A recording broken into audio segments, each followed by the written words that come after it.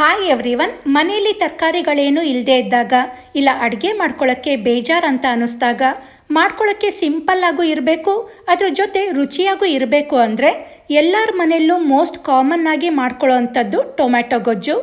ಈ ಟೊಮ್ಯಾಟೊ ಗೊಜ್ಜು ಒಂದು ಇದ್ಬಿಟ್ರೆ ಚಪಾತಿಗಂತೂ ಒಳ್ಳೆ ಕಾಂಬಿನೇಷನ್. ಹಾಗೆ ದೋಸೆ ಅನ್ನಕ್ಕೆ ಕಲಿಸ್ಕೊಂಡು ತಿನ್ನಲಿಕ್ಕೂ ತುಂಬಾ ಚೆನ್ನಾಗಿರುತ್ತೆ.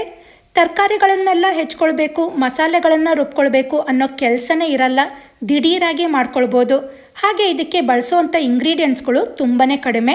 ಹಾಗಿದ್ರೆ ಬನ್ನಿ, ಎಲ್ಲರಿಗೂ ಇಷ್ಟ ಆಗೋವಂಥ ತುಂಬಾ ರುಚಿಯಾದ ಟೊಮ್ಯಾಟೊ ಗೊಜ್ಜು ಹೇಗೆ ಮಾಡೋದು ಅಂತ ನೋಡೋಣ.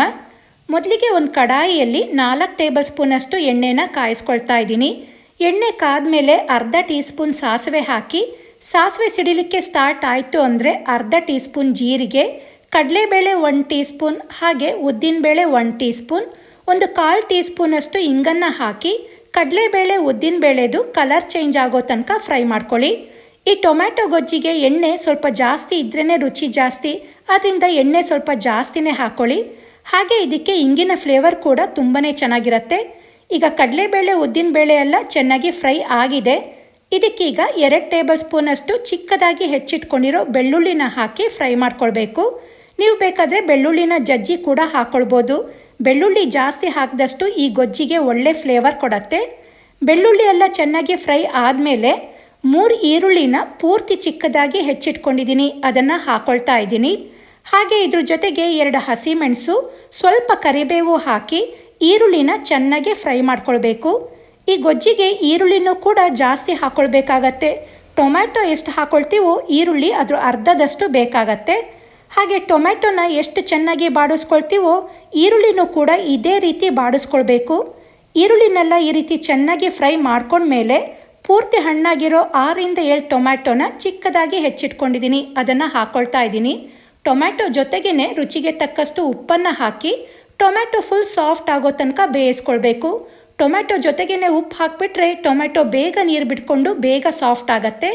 ಈಗ ಟೊಮ್ಯಾಟೊ ಫುಲ್ ಸಾಫ್ಟ್ ಆಗೋ ತನಕ ಲಿಡ್ ಕ್ಲೋಸ್ ಮಾಡಿ ಬೇಯಿಸ್ಕೊಳ್ಳೋಣ.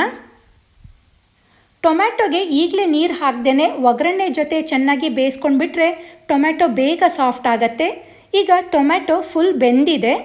ಇದಕ್ಕೀಗ 1/4 ಟೀ ಸ್ಪೂನ್ ಅರಿಶಿಣ, ಖಾರಕ್ಕೆ ಬೇಕಾದಷ್ಟು ಖಾರದ ಪುಡಿ, ಒಂದು ಅರ್ಧ ಟೀ ಸ್ಪೂನ್ ಕೊತ್ತಂಬರಿ ಪುಡಿ, ಸಾಂಬಾರು ಪುಡಿ 1 ಟೇಬಲ್ ಸ್ಪೂನಷ್ಟು, ಬರೀ ಒಂದು ಅರ್ಧ tea spoon garam masala powder, ಹಾಗೆ ಸ್ವಲ್ಪ ಬೆಲ್ಲ ಹಾಕ್ಕೊಳ್ಳಿ, ಒಳ್ಳೆ ಟೇಸ್ಟ್ ಕೊಡುತ್ತೆ. ಹಾಗಂತ ಜಾಸ್ತಿನೂ ಹಾಕಬಾರ್ದು, ತುಂಬ ಸ್ವೀಟ್ ಅಂತ ಅನ್ನಿಸ್ಬಾರ್ದು. ಹಾಗೆ ಗರಂ ಮಸಾಲ ಪೌಡರ್ ಇದ್ದರೆ ಒಂದು ಅರ್ಧ ಟೀ ಸ್ಪೂನ್ ಹಾಕ್ಕೊಳ್ಳಿ, ಇಲ್ಲ ಅಂದರೆ ಬೇಡ. ಸಾಂಬಾರು ಪುಡಿ ಹಾಕ್ಕೊಳ್ಳೋದ್ರಿಂದ ಈ ಗೊಜ್ಜಿಗೆ ತಿಕ್ನೆಸ್ ಕೊಡುತ್ತೆ, ಹಾಗೆ ಟೇಸ್ಟು ಕೊಡುತ್ತೆ.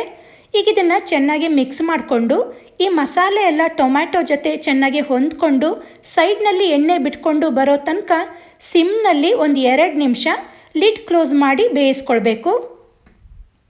ಈ ರೀತಿ ನೀರು ಹಾಕ್ದೇ ಎಣ್ಣೆ ಬಿಟ್ಕೊಳ್ಳೋ ತನಕ ಫ್ರೈ ಮಾಡಿಕೊಂಡ್ರೆ ಗೊಜ್ಜಿನ ಟೇಸ್ಟ್ ತುಂಬಾ ಚೆನ್ನಾಗಿರುತ್ತೆ. ಮುಂಚೆನೇ ನೀರು ಹಾಕಿ ಬೇಯಿಸ್ಕೊಳ್ಳೋಕ್ಕೂ ನೀರು ಹಾಕ್ದೇ ಬೇಯಿಸ್ಕೊಳ್ಳೋಕ್ಕೂ ಟೇಸ್ಟ್ನಲ್ಲಿ ತುಂಬಾ ವ್ಯತ್ಯಾಸ ಇರುತ್ತೆ. ನೀವು ಈ ರೀತಿ ಟ್ರೈ ಮಾಡಿ ನೋಡಿ, ಗೊಜ್ಜು ತುಂಬಾ ಚೆನ್ನಾಗಿ ಬರುತ್ತೆ. ಈಗ ಗೊಜ್ಜಿನ ಕನ್ಸಿಸ್ಟೆನ್ಸಿಗೆ ಬೇಕಾದಷ್ಟು ನೀರನ್ನು ಹಾಕಿ ನೀಟಾಗಿ ಮಿಕ್ಸ್ ಮಾಡಿಕೊಂಡು ಗೊಜ್ಜನ್ನು ಚೆನ್ನಾಗಿ ಕುದಿಸ್ಕೊಳ್ಬೇಕು. ಗೊಜ್ಜು ಕುದಿಯೋಕ್ಕೆ ಒಂದು 4 5 ನಿಮಿಷ ಲಿಡ್ ಕ್ಲೋಸ್ ಮಾಡಿ ಕುದಿಲಿಕ್ಕೆ ಬಿಡೋಣ. ಒಂದು 5 ನಿಮಿಷದ ನಂತರ ಗೊಜ್ಜು ಚೆನ್ನಾಗಿ ಕುದ್ದಿರುತ್ತೆ. ಕೊನೆಯದಾಗಿ ಇದಕ್ಕೆ ಹೆಚ್ಕೊಂಡಿರೋ ಕೊತ್ತಂಬರಿ ಸೊಪ್ಪನ್ನು ಹಾಕಿ ಮಿಕ್ಸ್ ಮಾಡ್ಕೊಳ್ಬೇಕು. ಗೊಜ್ಜು ತುಂಬ ಗಟ್ಟಿಯಾಗೂ ಇಲ್ಲದೆ ತುಂಬ ತೆಳುವಾಗೂ ಇಲ್ಲದೆ ಸರಿಯಾದ ಕನ್ಸಿಸ್ಟೆನ್ಸಿಯಲ್ಲಿದೆ. ಚಪಾತಿಗಂತೂ ಒಳ್ಳೆ ಕಾಂಬಿನೇಷನ್. ವಾರದಲ್ಲಿ ಒಂದು 2 3 ಸಲ ಮಾಡ್ಕೊಂಡು ತಿಂದರೂ ಬೇಜಾರಂತ ಅನಿಸಲ್ಲ, ಅಷ್ಟು ಟೇಸ್ಟ್ ಇರುತ್ತೆ. ಈಗ ತುಂಬಾ ರುಚಿಯಾದ ಟೊಮ್ಯಾಟೊ ಗೊಜ್ಜು ರೆಡಿಯಾಗಿದೆ. ನೀವು ಇದೇ ರೀತಿ ಮಾಡ್ಕೊಳ್ತೀರಾ? ಕಮೆಂಟ್ ಮಾಡಿ ತಿಳಿಸಿ.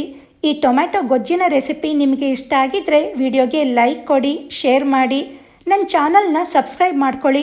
ಹಾಗೆ ಇದೇ ರೀತಿಯಾದ ಈಸಿ ರೆಸಿಪಿಗಳಿಗೆ ನನ್ನ ಯೂಟ್ಯೂಬ್ ಚಾನಲ್, ಫೇಸ್ಬುಕ್ ಪೇಜ್ ಹಾಗೆ ಇನ್ಸ್ಟಾಗ್ರಾಮ್ ಅಕೌಂಟ್ನ ಫಾಲೋ ಮಾಡೋದನ್ನು ಮರಿಬೇಡಿ. Thank you.